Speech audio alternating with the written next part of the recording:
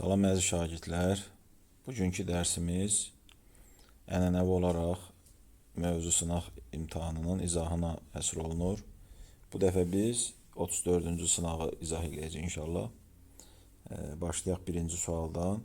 Manna dövlətinin xarici siyasətinə aiddir. Təbii ki, biz burada Manna dövlətinin xarici siyasətini nəzərə almalıyıq. Vilayət hakimlərinin öz başlarına qarşı mübarizə aparmaq daxili siyasətdir. Bunu çıxırıq. Doğru cavab B-dir zaten. İşğal edilmiş torpaqların geri qaytarılması. Bilirsiniz ki, İranzunun dövründə Manna deməli Aşşurla ittifaq bağlayır və Urartunu işğal etdiyi torpaqları geri qaytarır. Azərbaycan torpaqlarını birləşdirməyib Manna heç vaxt. Ancaq cənub torpaqlarımızı əhatə edib. Şimalda Albaniya ilə həmsərhəd ola bilməz. Çünki o dövrdə, Mannanın dövründə Albaniya yox idi. Manna süqut edəndən 2 əsr sonra yaranıb Albaniya. Təxminən İranzunun Urartu ilə Aşşur dövlətinə qarşı burada da cümlənin yeri dəyişik salınıb. Ona görə də Aşşurla Urartuya qarşı ittifaq bağlayıb. Ona görə bu da yanlış cümlədir. 1918-ci ilin yazında. 1918-ci ilin yazı nə deməkdir? Yaz ayları hansılardır uşaqlar? Deməli, yaz ayları Mart, Aprel, May aylarıdır. Zaten biz bilirik ki, Cumhuriyet Mayda yaranıb, Aprel, Martda yoxdur. Ona görə də Mayda nə ola bilər? 1918-ci ilin May ayında nə ola bilər? Bu ola bilər, təbii ki, yaranması ola bilər. Yəni, İstiqlal bəyannaməsinin elan edilməsi, müstəqilliyin elan edilməsi Cumhuriyyətin görürsünüz, B cavabında qeyd edilib. Çünki Bakı şəhəri işğalçılardan təmizlənib sentyabrda. O artıq payızdır. Bakı dövlət zaten 19-cu ildir. Xalq Cumhuriyyətində prezident vəzifəsi yox idi. Yalama döyüşü də bilirsiniz ki, 1920-ci ildə olub. Üçüncü suala baxırıq. Mehdi Hüseynzadənin fəaliyyətlərinə aid deyil. Mixail ləqəbi daşıyırdı. İkinci Dünya müharibəsində partizanlıq edirdi. Sovet ordusunda xidmət edirdi. Farslara qarşı təbii ki, mübarizə aparıb. Uzaq sahillərdə filmini çəkə bilməz. Bu film onun haqqında çəkilib. Müharibədən sonra təbii ki, ona görə də diqqətli olmalıyıq cümlələrin quruluşunda. Dördüncü suala gəlirik.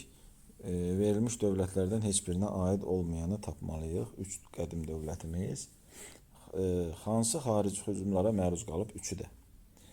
Hansı Arazdan şimalda yaranıb? Albaniya. Hansı Çin ilə ticarət əlaqələri saxlayırdı? Atropatenada yazılıb bu. Hansı qədim Azərbaycan dövlətidir? 3-ü də. Bəs hansı Dərbənddən Zəncan və Həmədana qədər olan torpaqlarımızı əhatə edirdi? Heç biri. Çünki Dərbənddən Zəncana qədər əhatə etmək o deməkdir ki, bu o deməkdir ki, Azərbaycanın, bu da bax, sizə xəritə çəkirəm burada, bu Kür çayı, bu Araz çayı, bu o deməkdir ki, Azərbaycanı neyiniyib, birləşdirib. Dərbənd buradadır, Zəncan Həmədan da bu hissədədir. Bu nə deməkdir? Bu dövlətlərdən hər hansı biri bu torpaqlarımızın hamısını birləşdirməlidir. Amma biz bilirik ki, heç bir qədim dövlətimiz bunu eləməyib. Albaniya şimalda olub, Atropatena Manna da cənubda olub.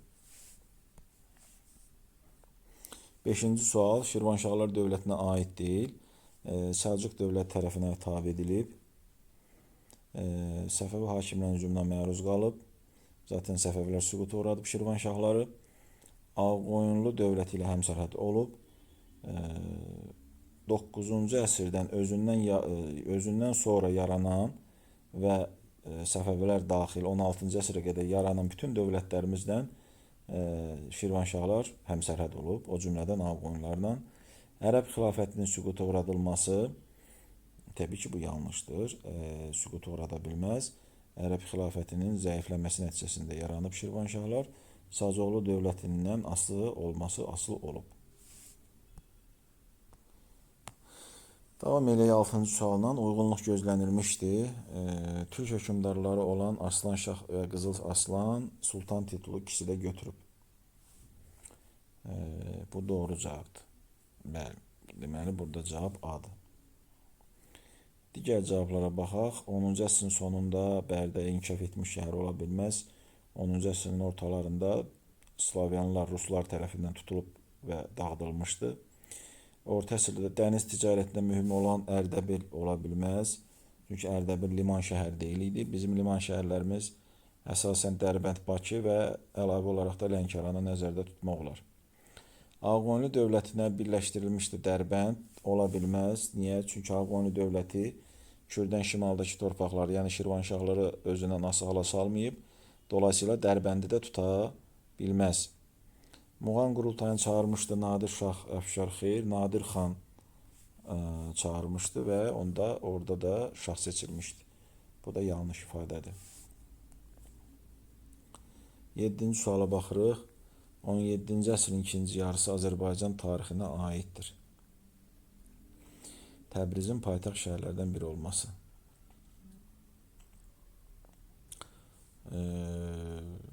Bu səhvdir. Çünki Təbriz artıq 16-cı əsrdə Təhmasibin dövründə kitabımızda da qeyd edildiyi kimi Təbriz, paytaxt Təbrizdən Qəzvinə köçürülür. Səfəvilərlə Osmanlı arasında iki hərbi toqquşmalar da 16-cı əsrdir. Nadir Şah Əfşar fəaliyyət göstərib 18-ci əsrdə. Şəkidə Xan Sarayı da 18-ci əsrdə inşa edilib xanlıqlar dövründə. Bəli, burada doğru cavab yedir. Belə ki, 17-ci əsrdə aydın məsələdir ki, Azərbaycan torpaqları Səfəvilər dövlətinin tərkibində olmuşdu. 8-ci suala baxırıq. Səfəvilər dövləti Eldənizlər dövlətindən fərqli olaraq Araz çayından şimalda yerləşən torpaqlarda yaranıb, xeyr. Eldənizlər şimalda yaranıb, Səfəvilər cənubda yaranıb. Bu Eldənizlərin Səfəvlərdən fərqidir. Amma bizdən Səfəvilərin Eldənizlərdən fərqini istəyir. B cavabı doğru cavabdır. Osmanlı ilə mübarizə aparmaq. Bəli, Səfəvilər mübarizə aparıb, amma Eldənizlər Osmanlılarla mübarizə aparmayıb. Çünki o dövrdə Osmanlı hələ yox idi. Deməli, Şərqin ilk Türk dövlətlərindən biri hesab olunurdu. Xeyr, təbii ki, ondan əvvəl də var idi. Bütün Azərbaycanı əhatə etmək bu zaten oxşarlıqdır. Yəni D cavabı oxşarlıqdır. Ona görə olmaz. Qıpçaq türkü tərəfindən əsası qoyulmuşdur. Bu da Eldənizlərin Səfəvilərdən fərqidir. Bunu da öyrənmiş olduq. Gəlirik 9-cu suala. 9-cu sual xəritə sualıdır. İntiba mədəniyyəti dövründə Şirvanşahların paytaxt şəhərini müəyyən edin. Biz bilirik ki, xəritəmizdə qeyd olunmuş Şamaxı adı. Şamaxı onun paytaxtı kimi göstərilir. Bir neçə xəritəmizdə Şamaxı da 5 ilə işarələnmiş yerdə yerləşir. 4 Qəbələdir, 3 Şəkidir, 1 Bərdədir, 2 də Gəncədir. Yəni 5 C cavabı doğru cavabdır. 10-cu suala gəlirik. 7-ci əsrə aiddir. Xürrəmlər hərəkatının məğlub olması. Xeyr, Xürrəmlər hərəkatı 9-cu əsrdə məğlub olub. Xəzər-Ərəb müharibələrinin başlanması. Bəli, burada doğru cavab budur. 7-ci əsrdə başlayıb Azərbaycanda orada mübarizə aparıblar. Albaniya süqut uğrayıb 8-də, Ərəb xilafəti, deməli bunu da izah eləyəcəm. Azərbaycanda yerli hökmdarların hakimiyyətə tamamilə son qoyulması. Xeyr, çünki 8-ci əsrdə son qoyulub Albaniyanın varlığına. Gəldik D-niyə, səhvdir. Burada bir çox şagirdlərimiz D-ni götürüb. Mən bunu qrupda izah eləmişdim, bir də izah eləyirəm. Çünki Ərəb xilafəti, buradakı cümlə demək istəyir ki, Ərəb xilafəti yaranmalıdır ki, sonra İslam dini yaransın. Amma bilirik ki, belə bir şey olmaz. Bu tərsin olmalıdır. Yəni, İslam dini yaranmalıdır. Quran Peyğəmbərimizə peyğəmbərlik verilməlidir. Quran nazil olmalıdır və o İslamı yaymağa başlamalıdır ərəblər arasında Məkkədə, daha sonra Mədinədə. Ərəb qəbilələri birləşməlidir və sonra İslam dövləti yaranmalıdır və Peyğəmbərimiz öləndən sonra deməli, bu həyatdan köçəndən sonra, vəfat edəndən sonra artıq onun bir növ əvəz ediciləri xəlifə adlanmağa başlayırlar və beləliklə Ərəb xilafəti meydana gəlir. Dolayısıyla birinci İslam dini yaranmalıdır və yayılmalıdır ki, sonra ərəblər birləşsin, dövlət yaratsın və onların o dövləti sonradan nə adlansın? Ərəb xilafəti, yəni xəlifə tərəfindən idarə olunan bir dövlət. Ona görə də bunu götürmək olmaz. Yəni cümlə yanlış cümlədir. 11-ci suala gəlirik. Səfəvilər dövlətinin son paytaxt şəhəri olmuşdu İsfahan. Birinci olub paytaxt olub Təbriz, sonra Qəzvinə köçürülüb, sonra da İsfahana. Deməli, gəldik 12-ci suala. Verilmiş dövlətlərdən heç birinin aid olmayanı tapın. 3 dövlətimiz Şirvanşahlar, Ağqoyunlu, Səfəvilər. Paytaxtı Təbriz olmuşdu, bilirik ki, Ağqoyunlu və Səfəvlərin. Osmanlı dövlətilə mübarizə aparmışdı Ağqoyunlu və Səfəvilər. Kür və Araz çayı arasındakı torpaqlarda yaranmışdı, heç biri. Kür və Araz çayı arasında yaranan məsələn dövlətimiz Eldənizlərdir. Ona görə də bir daha da baxaq, Səfəvilər cənubda yaranıb, Ağqoyunlu cənubda yaranıb, Şirvanşahlar da Kürdən şimalda yaranıb. Kür Araz çayı arasındakı torpaqlarda yaranmayıb. Böyük Moğol dövləti ilə Səfəvilər qonşu olub, Çar Rusiyasının hücumuna da Səfəvilər məruz qalıb. 13-cü suala gəlin baxaq. Deməli, 13-cü sualda uyğunluq pozulmuşdur istəyir bizdən. İntibah mədəni dövrü paytaxt Eldənizlərin paytaxtı Naxçıvan olubmu? Bəli, burada uyğunluq pozulmayıb. 12-ci əsr 2-ci rübdə Eldənizlər Aran hakim təyin edilibmi? Gəlin 2-ci rübə baxaq. Deməli, 1-ci rüb nə olur? 1101-ci ildən 25-ə qədər. 2-ci rüb olur 1126-dan deməli 1150-yə qədər. 1150-yə qədər. Bəli, Eldənizlər də 1136-da yaranıbsa, deməli 2-ci rübdə yaranıb, Aranı hakim təyin edilib. 15-ci əsrin ikinci yarısında Həsən bəy yeni bir dövlətin əsasını qoymuşdu. Bəli, Ağqoyunlu dövlətinin. Şah İsmail Təbriz şəhərində yerləşən Şeyx Səfi məqbərəsində dəfn olunub. Bəli, Şah İsmail Şeyx Səfi məqbərəsində dəfn olub, amma Şeyx Səfi məqbərəsi Təbrizdə yox, Ərdəbildə yerləşir. Diqqətli olmalıyıq. Burada uyğunluq pozulub. 9-cu əsrin sonlarında Sacoğlu dövləti Azərbaycanın cənubunda yaranıb. Bəli, bu da uyğunluq pozulmayıb. 14-cü suala baxırıq. Deməli, eyni əsrə aiddir. Makedoniyalı İskəndərin şərqə yürüyüşü eradan əvvəl 4-cü əsr. Deməli, eradan əvvəl 4. Atropatena dövlətinin yaranması da eradan əvvəl 4. Doğru cavab budur. Digərlərinə baxsaq, 2-ci Dünya müharibəsinin başlanması və Azərbaycan ərazi bütövlüyünün bərpa edilməsi. Bu biri 20-ci əsr, biri 21-ci əsrdir. Eldənizlər dövlətinin yaranması 12-ci əsr, Marağali Səfanası 13-cü əsrdir. İslam dininin yaranması deməli 7-ci əsrdir. Albaniyanın süqutu 8-ci əsrdir. Şirvanşahların yaranması deməli 9-cu əsrdir. Təbrizin paytaxt şəhəri seçilməsi 10-cu əsrdir. Dolayısıyla bunların heç biri doğru cavab ola bilməz. 15-ci suala baxırıq. Səfəvi hakimlərinin varisi İsmailin Gülüstan qalası mühasirəsini yarımçıq saxlamasının səbəbi. Osmanlılar Azərbaycan hücum etməsi xeyr. Osmanlılar ilə hücum etməmişdi. O 1514-cü ildir və artıq Səfəvilər dövləti yaranmışdı. Qala müdafiəçilərin inadlı müqaviməti xeyr. Qalanın əlçatmaz olması bu da xeyr. Niyə? Çünki sonradan zaten Şirvanşahları Səfəvilər asılı hala salıb və Gülüstan qalası müdafiəçilərini təslim olaraq İsmailin hakimini qəbul etməsi belə bir şey yoxdur. Çünki həmən mühasirə yarımçıq qalır və yarımçıq qalma səbəbi nədir? Ağqoyunlular müttəfiq olduğuna görə Şirvanşahlarla Ağqoyunlular Gülüstan qalasını Səfəvilər mühasirə alanda Ağqoyunlular yardıma gəlmək istəyirlər, yəni ki, Səfəvələrin üzərinə hücum edirlər və ona görə də orada İsmailin sərkərdələrdə məşhur bir müraciəti var.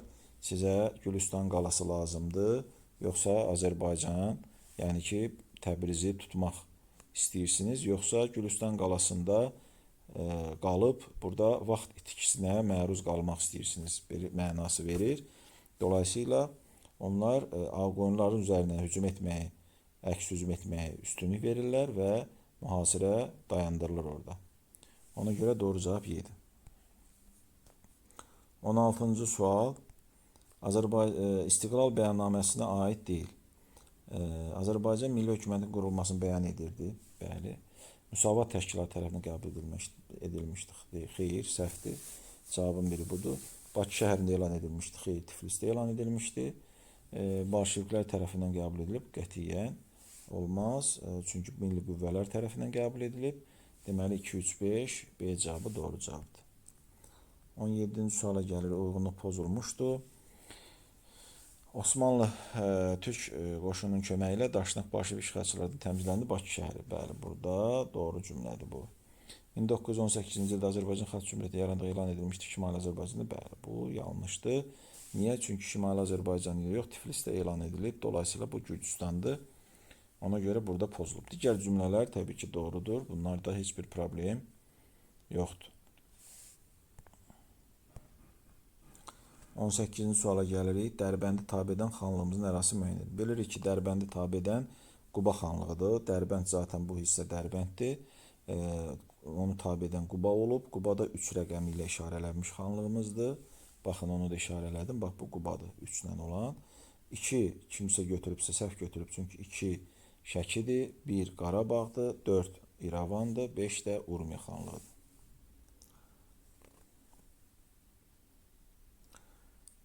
Davam eləyək. 19-cu suala gələk. Səfəvilər dövlətin mövcud olduğu dövrə aid deyil. Yəni 16-cı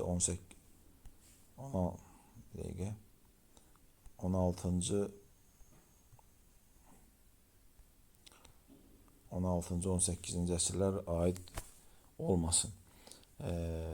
Yəni belə deyək, 1501, 1501, 1736-cı ilə qədər olan hadisələr yox, ondan əvvəlki hadisələr olsun. Deməli, A cavabına baxırıq. Azərbaycanın vahid dövlət halının birləşdirilib. Təbriz şəhəri Qızılbaşlar tərəfindən ələ keçirilməsi. Baxın, Təbriz şəhəri ələ keçiriləndə Səfəvilər hələ dövlət deyil idi. Təbriz tutulmalıdır ki, Səfəvilər dövləti yaransın. Ona görə də burada cavab B-dir. Çaldıran döyüşü 1514 baş verib, Bacılar təşkilatı fəaliyyət göstərib və Nadir xan 2-ci Təhmasibin dövründə uğurlu fəaliyyət nəticəsində daha sonra neyiniyib? Ərazi bütövlüyünü təmin edib. Yəni 18-ci əsrin birinci yarısında bilirsiniz ki, Səfəvilərin ərazilərinin bir hissəsi Əfqanlar, Ruslar və Osmanlılar tərəfindən tutulmuşdu və daha sonra Nadir xanın fəaliyyət nəticəsində bütün bunlar hamısı geri qaytarılmış və beləliklə Səfəvilərin ərazi bütövlüyü təmin edilmişdi. 20-ci suala baxırıq. Daha sonra baş vermiş hadisəni müəyyən edin. Deməli, Şirvanşahlar dövlətinin Eldənizlər dövlətinin aşağı düşməsi. Deməli, bu 12-ci əsrdir. Şirvanşahlar dövlətinin Qızılbaşlar mübarizə başlaması bu 15-ci əsrdir. Elxanilərin yaranması 13, Şəmsəddin Eldəniz Böyük Atabəy olması 12, Səlcuq dövləti meydana gəlməsi 11. Burada deməli daha sonra baş verən hadisə B-dir. 21-ci sual. Azərbaycan SSR-dən fərqli olaraq Azərbaycan Respublikasında meydan hərəkatı başlaya bilməz. Çünki 1988-ci ildir. Bu da artıq Respublika deyil, SSR dövrüdür, Azərbaycan SSR dövrüdür. 3 rəngli ay ulduzlu bayraq dövlət bayrağı elan edilmişdi. Bəli. Doğru cavab budur. Respublikamızın 3 rəngli bayrağı yenidən belə deyək, dövlət bayrağı kimi qəbul edilir. Çünki Azərbaycan SSR-nin bayrağı qırmızı və çəkic oraq olan bir deməli bayraq idi. Qırmızı rəngdə olan Sovet bayrağı idi. Deməli, Ermənistanın düşmənçi siyasətinə qarşı mübarizə aparmaq ikisində də var. Fərq deyil. İstiqlal bəyannaməsi zaten AXC-yə aiddir. Osmanlı ilə münasibətlər qura bilməz. Çünki artıq Osmanlı dövləti yox idi. Yoxdur. Onun əvəzinə Türkiyə dövləti yaranıb. Türkiyə Cumhuriyyəti. Keçirik açıq suallarımıza. 22-ci sual xanlıqlar dövrünə aid müdafiə tikililəridir. Müdafiə tikilidirsə, deməli bu qala olacaq. Qalalara fikir vermək lazımdır. Amma xanlıqlar dövrü olsun. Sual 2 hissədən ibarətdir. Şəkixan sarayını götürmürük. Xanlıqlar dövrü olsa da müdafiə tikilisi deyil. Bayat qalasını götürürük. Qarabağda olan Sərdar sarayı İrəvanda xanlıqlar dövrü olsa da müdafiə tikilisi deyil, götürmürük. Qız qalası müdafiə tikilisidir, amma orta əsrlərə aiddir. Ona görə ondan imtina edirik. Pənahabadi pul vahididir zaten. Əgər Pənahabad qalası olsaydı götürərdik. Və 6 Şahbulaq qalası yenə Ağdamda yerləşən. Onu götürürük. 2 ilə 6 doğru cavabdır. 23-cü suala baxırıq. Xronoloji ardıcılığı müəyyən edin. İkinci Dünya müharibəsinin başlaması 1939-cu il. Leyli və Məcnun operası 1908-ci il. Su elektrik stansiyasının fəaliyyətə başlaması Mingəçevirdə 40-cı illər. Kitabımızda qeyd olunduğu kimi SSR-nin yaradılması da 1922-ci il. Bu zaman nə olur? 2-dən başlayırıq. Sonra 2 ilə başlayırıq. Və uşaqlar bir daha deyirəm, burada testi yazanda çalışın, görürsünüz yazıb, rəqəmlər arasında boşluq buraxmayın və vergül işarəsi qoymayın. Mən də qoymayacağım. 2 olacaq, 2-dən sonra 4 gələcək, sonra 1 və nəhayət 3. 2, 4, 1, 3 şəklində olmalıdır. 24-cü suala baxırıq. 1991-ci ildə baş vermiş hadisələri müəyyən etməliyik. Azərbaycan Respublikasının dövlət müstəqilliyi elan edilir, bəli, 18 oktyabrda. Qarabağda yaşayan ermənilərə muxtariyyət verildi. Xeyr, bu Sovet hökuməti qurulandan sonra verilmişdi. Yəni təxminən 20-ci illərdə, 20-ci əsrin 20-ci illərində SSR dağıldı. Bəli, biri budur. 1991-ci ilin sonunda qeyd olunub kitabımızda. Azərbaycan xalqının SSR-yə qarşı ilk çıxışları olmaz. Çünki Azərbaycan xalqının SSR-yə qarşı ilk çıxışları 80-ci illərdən başlayıb və Azərbaycan Respublikasının dövlət himni haqqında qanun qəbul edilməsi, bəli, bu da olmaz. Bəzi şahidlərimiz bunu götürüb, çünki bu neçənci ildə olub? 1992-ci ilin mayın 27-sində qəbul edilib bu qanun. Ona görə bunu da götürmək olmaz. Cavab 1 və 3-dür. Nəhayət, sonuncu sualımız, uyğunluq sualımız. Uyğunluğu müəyyən etməliyik. Azərbaycan Respublikasına aid. Burada diqqətli olmalıyıq. Görürsünüz, bu çox çətin sualdır əslində. Çünki şərti diqqətli olmasaz, səhv yazacaqsınız. Azərbaycan Respublikası 1991-dən sonra var. Ona diqqətli olmalıyıq. 20-ci əsr, ona görə də, məsələn, 20-ci əsr hadisələrini seçəndə diqqətli olmalıyıq. Məsələn, 20 yanvar faciəsini götürmək olmaz. Çünki o 1990-cı ildir. O, Azərbaycan SSR-yə aid hadisədir. Xocalını götürürük, bəli, 20-ci əsr işğal edildi, 1992. Dirçəlişi də götürmək olmaz. Çünki bu da 1988-ci ildir. Görürsünüz, o da Azərbaycan SSR-yə aiddir. Azıq mağarasında, deməli, Azıq mağarasında erməni işğalından azad edilməsi, bu təbii ki, 2-ci Qarabağ müharibəsindən sonra baş verib. 21-ci əsr, 2020-ci il, ona görə də onu da bura götürürük. Beləliklə, burada cavab olur 1B, 2D. Belə əziz şagirdlər, bu dərsimiz də başa çatdı. İnşallah növbəti sınaqlarımızda, növbəti dərslərimizdə görüşənə qədər çalışın sınaq paylaşılan günü sınağımızı 2 gün, maksimum 2 gün ərzində işləyəsiniz. Uğurlar hər birinizi arzulayıram bir daha. Sağ olun, salamat qalın.